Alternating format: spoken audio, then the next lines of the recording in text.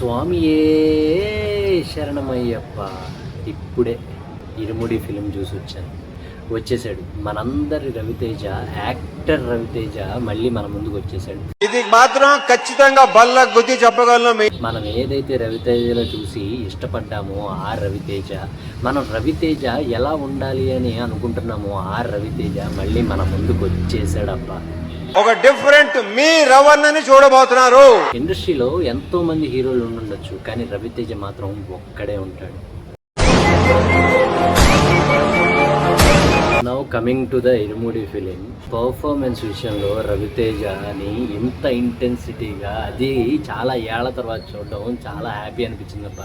రవితేజ ఏ లెవెల్లో పర్ఫార్మెన్స్ చేశాడని మీకు అర్థమయ్యేలా చెప్పాలంటే, ఆయన పీక్ పర్ఫార్మెన్స్ చేసిన కొన్ని ఫిలిమ్స్ మనం చూసుకుంటే ఒక విక్రమార్కుడు, ఒక శంభో శివశంభో, మళ్ళీ ఒక ఇరుముడి. ఇదే రేంజ్ ఆఫ్ ఇంటెన్సిటీ యాక్టింగ్ మనం ఇరుముడిలో చూస్తాము రవితేజ నుంచి. త్రినాథ్ అనే పాత్రలో తను నటించలేదు, జీవించడం. కూతురు క్యారెక్టర్ చేసిన ఆ అమ్మాయి మలయాళీ యాక్టర్, ఆ అమ్మాయి కూడా జీవించింది. ఈ ఫిలిం మొత్తం ముగ్గురు చుట్టూ తిరుగుతుంది. రవితేజ వైఫ్ అంటే హీరోయిన్ క్యారెక్టర్ చేసిన ఆవిడ చాలా బాగా చేసింది. హీరోయిన్ నాకు బాగా నచ్చింది. అలా ముగ్గురుదే అబ్బా సినిమా ఇరుముడి అనేది, వీళ్ళ ముగ్గురు చుట్టూ తిరుగుతూ ఉంటుంది. ఫిలిం స్టార్టింగ్ నుంచి స్టార్ట్ అవడమే చాలా ఇంటెన్సిటీగా డైరెక్ట్ స్టోరీలోకి వెళ్ళిపోయారు. రొటీన్ తెలుగు ఫిల్మ్ చూస్తున్నట్టు ఉండదు.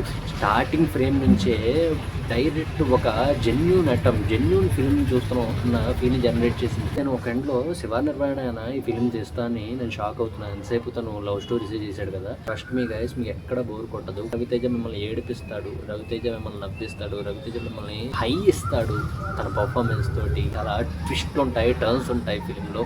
ఆ ట్విస్ట్లు ఎవ్వరు కూడా రివ్యూస్ ఎవరు దయచేసి లీక్ చేయద్దు మీరు రివ్యూస్ చెప్పేటప్పుడు, ఎందుకంటే కిక్ పోతుంది.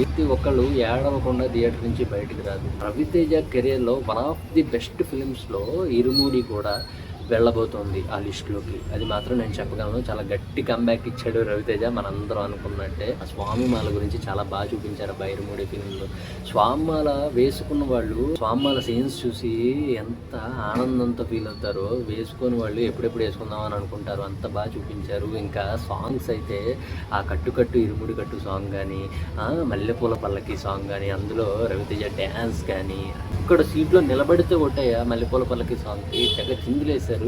ఇంకా స్పెషల్ సాంగ్ ఒకటి రిలీజ్ చేశారు స్వామిమాల మీద. ఆ సాంగ్ కూడా చాలా బాగుంది. ఇరుముడి అన్న టైటిల్కి జస్టిఫికేషన్ జరిగింది. అటు భక్తుడికి దేవుడికి మధ్య ముడి, అటు ఫాదర్కి డాటర్కి మధ్య ముడి, అటు ఆ క్రైమ్కి ముడి, మూడ్ని బాగా కంబైన్ చేశారు. నాకు చాలా బాగా హార్ట్కి నచ్చిన తక్కువ ఫిలిమ్స్లో ఇరుముడి ఒకటి. రవితేజ అనే యాక్టర్ని నేను మళ్ళీ 3 ఏళ్ల తర్వాత చూడగలిగాను.